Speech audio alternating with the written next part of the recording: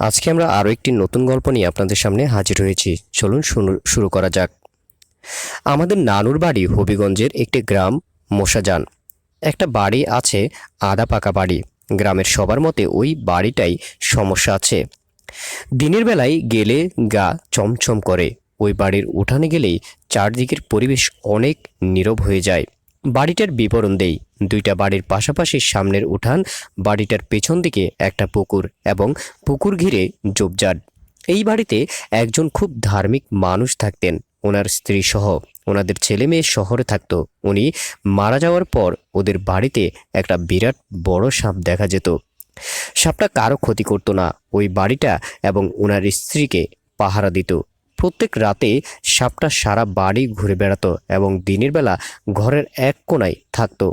একবার ওনার এক ছেলে আসে শহর থেকে, এসে না বুঝে উনি সাপটা মেরে ফেলেন। উনি সাপটাকে মারতে মারতে ওর মাথা আলাদা করে ফেলেন। এরপর এরপর থেকে ওই মহিলা আর ওনার ছেলে পাগল হয়ে যায়। ডাক্তার বলছেন ওনাদের ব্রেনে এফেক্ট হয়েছে। মহিলাটা প্রায় রাতে চিৎকার দিয়ে উঠতেন, দেউ আসছে, পুকুরে যা, মাপ চা। মাঝে মাঝে কাজের মহিলা রাতে ঘরের বাইরে আওয়াজ পেত, কে মোটা গলায় বলতো, ভাত দে। একবার ওই বাড়ির সব সদস্য স্বপ্ন দেখে দেখে বাড়ির পেছনে পুকুরটাকে একটা মাথা কাটা লোক পানির নিচে ডুব দিচ্ছে আর সবাইকে বলছে যে সাবধান, এটা আমার ওস্তাদের বাড়ি, আমাকে তাড়াতে চেষ্টা করো না। ওস্তাদ বলে গেছেন এই বাড়ির দেখাশোনা করে রাখতে। বাড়িটার পুকুর শেওলার ভরা থাকতো, কেউ ভয়ে যেত না। একবার ওই বাড়ির কাজের মহিলা ছেলে ওই পুকুরে নামে, পরে চিৎকার দেয়, ছেলেটা প্রায় ডুবে যাচ্ছিল। তখন ওকে উঠানো হয় টেনে হিঁচড়ে। যারা টেনে তুলেছেন ওদের মতে ছেলেটাকে অন্যদিকে থেকে কে টানছিল। ছেলেটার পায়ে শিকল, গ্রামের ভাষায় জিঞ্জিল এর দাগ পাওয়া যায়। পুকুরটা পরিষ্কার করানো হয়, ঠিক পরদিন দেখা যায় শেওলা যেমন ছিল তেমনই আছে।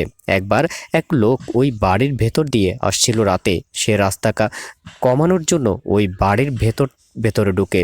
সে পুকুর ক্রস করে যেই দুই বাড়ির মাঝখানে এসেছে, সে দেখে প্রকাণ্ড এক কালো লোক ওকে ঝাপটিয়ে ধরছে।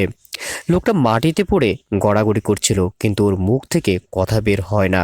হঠাৎ ওই বাড়ির কাজের মহিলা রান্না করতে গিয়ে দেখে বাড়ির মাঝখানে লোকটা একা একা গড়াগড়ি করছে, যেন কারো সাথে লড়াই করছে। কাজের মহিলা চিৎকার দেয়, মানুষ ওকে ধরে। ধরার পর ওর হুঁশ আসে। সে বলে ওই পুকুরে কালো লোকটা। সবাই ভাবে লোকটা পাগল। পরে লোকটা ওই রাতে রক্তবমি করে মারা যায়। দর্শক, এই ছিল আমাদের ছোট্ট একটি গল্প। গল্পটি যদি ভালো লাগে চ্যানেলটি সাবস্ক্রাইব করে সাথে থাকবেন। আল্লাহ হাফেজ, আসসালামু আলাইকুম।